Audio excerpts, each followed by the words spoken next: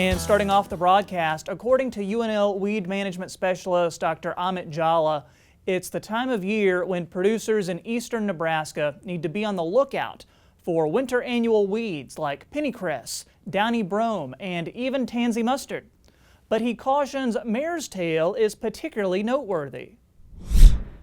We conducted some research before a few years, and we came to know like about 75 to 80% of mare's tail in eastern Nebraska, they germinate in the fall, and therefore fall is the best time to manage them, because mare's tail is a weed which can emerge 10 out of 12 months. So it can also emerge in early spring as well as in summertime.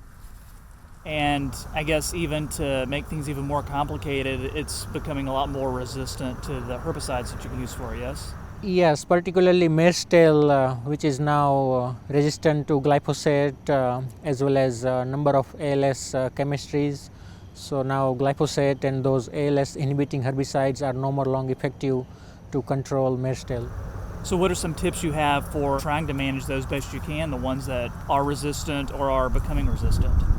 2,4-D and dicamba has been typically used in the fall, and that can provide good control of mare's tail as well as some other broadleaf weeds, and if some grass weeds are present, generally you can tank mix glyphosate with 2,4-D or dicamba, and that might be a good start in the fall.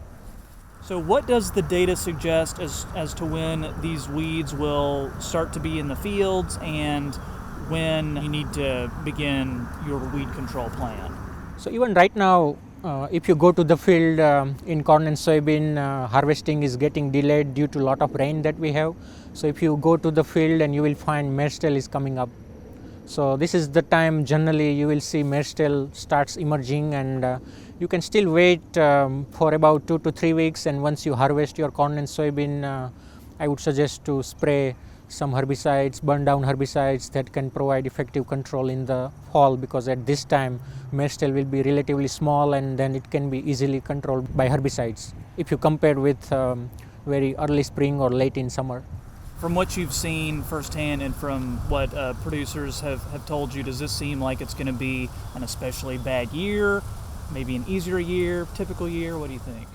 In my opinion, it will be a bad year this year. Number of reasons. Number one, we had plenty of rain this year, so we have plenty of moisture in the soil, and that helps with new emergence of fall winter annual weeds, including mare's tail.